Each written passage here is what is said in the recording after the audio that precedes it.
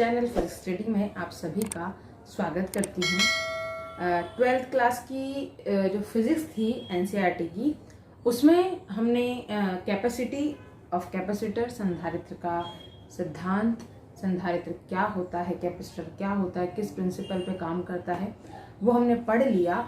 अब हम जो संधारित्र है, जो कैपेसिटर है यानी कि कंडक्टर है, उसके लिए यानी कि जो हमारा कंडेंसर है उसके लिए कुछ सवाल यानी कि सूत्र या व्यंजक निर्मित करेंगे। तो देखते हैं आज का हमारा टॉपिक क्या है। हमारा टॉपिक है पैरेलल प्लेट कैपेसिटर और कंडेंसर, समांतर प्लेट संधारित्र। जो हमारा प्रश्न बनेगा इसका वो ये होगा, समांतर प्लेट संधारित्र की धारिता के लिए व्यंजक निर्मित कीजिए। क्लियर? क्या रहेगा प्रश्न? Find the derivation of parallel plate capacitor. तो आइए डेरिवेशन स्टार्ट करते हैं। हमारा जो प्रश्न है उसका आंसर हम देने की कोशिश करते हैं। सबसे पहले प्रश्न क्या कह रहा है? दो समांतर प्लेट, मतलब प्लेटें कितनी होंगी? दो, क्योंकि एक संधारित्र में कितनी प्लेटें हैं? दो, और दोनों एक दूसरे के समांतर हैं। तो हमने चित्र बना लिया यानी कि डायग्राम तैयार किया है। ये है हमारी प्लेट ए और ये है प्लेट बी। क्लियर? प्लेट ए को किसी स्रोत के द्वारा, किसी सोर्स के थ्रू हम क्या कर रहे हैं? प्लस क्यू चार्ज दे रहे हैं, यानी कि प्लस क्यू चार्ज इसको प्रोवाइड किया गया है, धनावेश दिया गया है। क्लियर? अब मैं यहाँ ये पूरा प्लस क्यू चार्ज ना लिखते हुए सीधे सीधे यहाँ पे हम क्या लिख देंगे? पृष्ठीय आवेश घनत्व, जिसे हम क्या कह रहे हैं? Plus sigma. और यहाँ पे क्या जाएगा? यहाँ पे पृष्ठीय आवेश घनत्व आएगा दूसरा सिग्मा। पर क्या होगा? इस पर पूरे पे कौन सा चार्ज होगा? प्लस होगा, और इस पर भी पूरे पर प्लस होगा, समान रूप से वितरित। लेकिन प्रेरण की घटना के कारण प्लेट बी पर माइनस चार्ज आ जाएगा और प्लेट ए पर प्लस चार्ज आ जाएगा। सॉरी, प्लेट बी के उधर बाहरी सिरे पर प्लस चार्ज होगा। और प्लेट बी का संबंध हम किससे कर देंगे? पृथ्वी से कर देंगे, और दोनों प्लेटों को एक दूसरे से डी दूरी पर स्थित कर देंगे। तो इसकी थ्योरी हम क्या लिखेंगे? माना ए और बी दो समांतर प्लेटें हैं जिनके बीच की दूरी डी है। प्लेट ए को किसी स्रोत द्वारा प्लस क्यू आवेश दिया गया है और प्लेट बी का संबंध पृथ्वी से कर दिया गया है। इन दोनों प्लेटों के मध्य कोई परावैद्युत माध्यम के भरा हुआ है। क्लियर? ये पूरी कंप्लीटली क्या है? पैक्ड है, कोई परावैद्युत माध्यम के इसमें भरा हुआ है। अब ये जो प्लेट ए है, हम इन दोनों के मध्य एक बिंदु P मान लेते हैं जिस पर हम तीव्रता ज्ञात करेंगे। तो प्लेट ए के कारण जो बिंदु P पर तीव्रता होगी उसका नाम हम क्या दे रहे हैं? E1। और प्लेट बी के कारण जो बिंदु P पर तीव्रता होगी उसको हम क्या नाम दे देंगे? E2 नाम दे देंगे। ध्यान रहे, जब हम बात कर रहे हैं किसकी तीव्रता की, तो दोनों तीव्रता की दिशा समान है। किसकी तरफ? प्लेट बी की तरफ। क्लियर? सबसे पहले हम निकालते हैं प्लेट ए पर विद्युत क्षेत्र की तीव्रता क्या होगी। किस पर निकाल रहे हैं हम? सॉरी, किसकी वजह से निकाल रहे हैं? प्लेट ए की वजह से बिंदु P पर तीव्रता क्या होगी, है ना? प्लेट तीव्रता, किसकी तीव्रता? विद्युत क्षेत्र की। तो याद कीजिए, पहले चैप्टर में मैंने आपको इसका एक सूत्र निर्मित किया था कि प्लेट पर तीव्रता आती है तो उसका सूत्र क्या लिखते हैं हम? इसको हम क्या कह रहे हैं? E1। और उसको हमने क्या लिखा था? Sigma upon 2 epsilon 0। क्लियर? अब क्योंकि इसमें कोई परावैद्युत माध्यम के भी है तो यहाँ आ जाएगा के। क्लियर? ऐसे ही हम प्लेट बी के कारण निकालेंगे। तो प्लेट बी के कारण P पर तीव्रता वो क्या हो जाएगी हमारी? E2। उसको हम क्या लिखेंगे? E2। तो E2 इज इक्वल टू हमें क्या मिलेगा? सेम सिग्मा अपॉन 2 एप्सिलॉन 0 के। ये हमने दोनों प्लेटों की अलग अलग तीव्रता बिंदु P पर निकाल ली है, पर हम तो संधारित्र में काम कर रहे हैं तो हमें चाहिए कुल तीव्रता। तो कुल का मतलब क्या होगा? हम दोनों को क्या करें? जोड़ दें। कुल तीव्रता कहां पर निकलेगी हमारी? बिंदु P पर। तो क्या होगा कुल तीव्रता? E बराबर हम लिखेंगे E1 plus E2। Clear? E1 और E2 की वैल्यू अगर हम पुट करते हैं तो देखिए, E1 की वैल्यू है सिग्मा अपॉन 2 एप्सिलॉन 0 के, प्लस E2 की वैल्यू है सिग्मा अपॉन 2 एप्सिलॉन 0 के। दोनों को अगर हम प्लस करें तो ध्यान से देखिए, या तो आप सीधे सीधे कह सकते हैं कि ये भी हाफ है और ये भी हाफ है, हाफ हाफ प्लस करेंगे तो 1 हो जाएगा। लेकिन अगर मान लो हम ऐसे समझ नहीं पा रहे हैं तो ध्यान से देखें क्या क्या चीज कॉमन आ रही है ऊपर। तो ऊपर की तरफ अगर हम देखेंगे तो हमें क्या कॉमन मिलेगा? यहाँ पर मैं इसको रब कर देती हूँ ताकि ऊपर लिखने में प्रॉब्लम ना आए। तो देखिएगा क्या मिलेगा हमें यहाँ पर।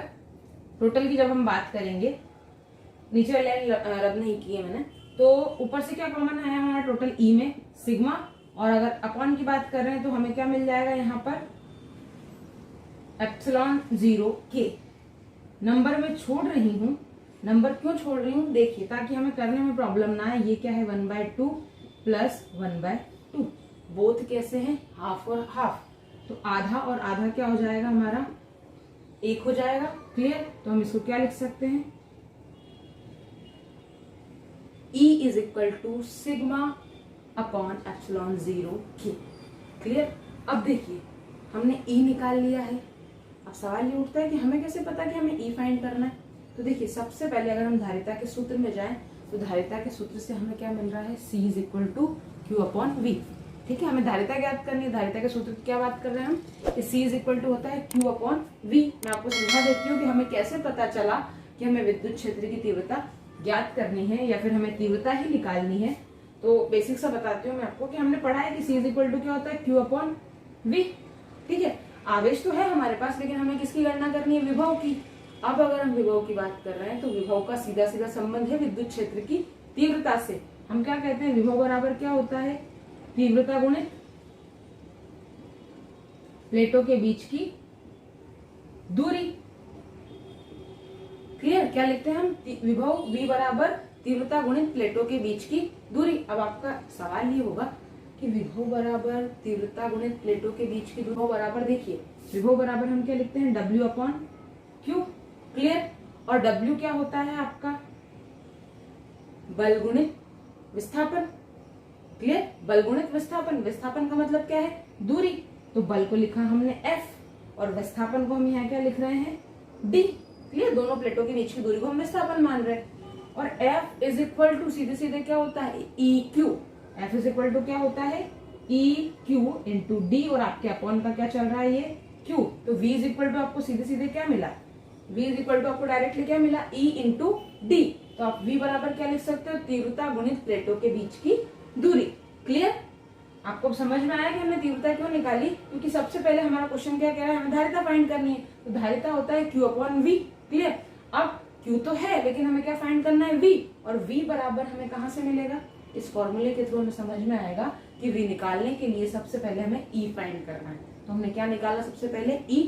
अब हमारा E आ गया है, तो हमारे ये जो सूत्र है, ये जो हमने फॉर्मूला डिराइव किया है कि V इज इक्वल टू क्या होता है, तीव्रता गुणित प्लेटों के बीच की दूरी। तो देखिए दोनों प्लेटों के बीच की दूरी कितनी है, अगर मैं यहाँ से विभवांतर यानी कि V निकालती हूँ, हम सीधे सीधे क्या फॉर्मूला लिख सकते हैं, V इज इक्वल टू होता है ED, E into D। D मतलब क्या, दोनों प्लेटों के बीच की दूरी।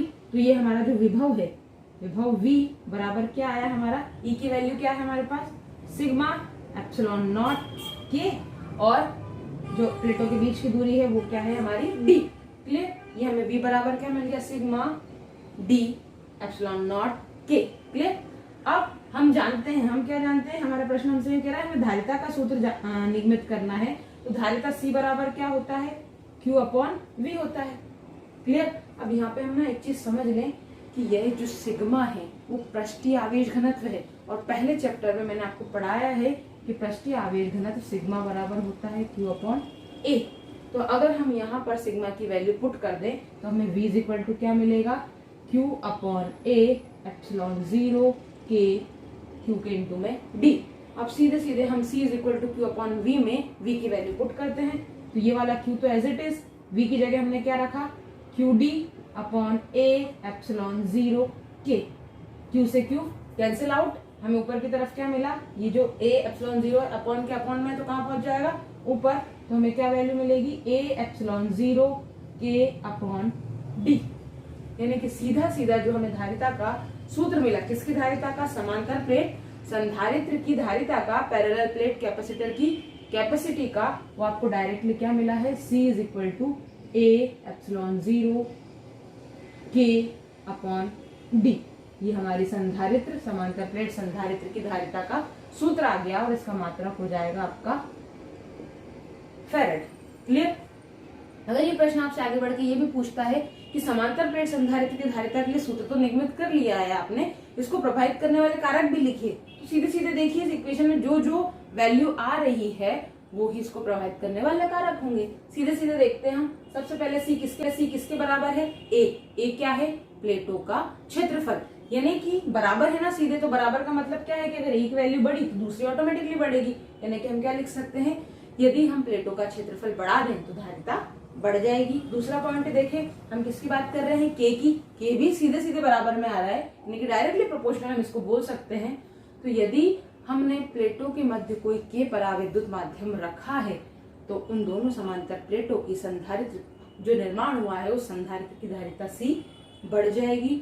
और देखिए डी यानी कि दोनों प्लेटों के बीच की दूरी कहाँ है? बटे में है, अपॉन में है, तो प्लेटों के बीच की दूरी जितनी कम होगी समांतर प्लेट संधारित्र की धारिता उतनी ही अधिक होगी।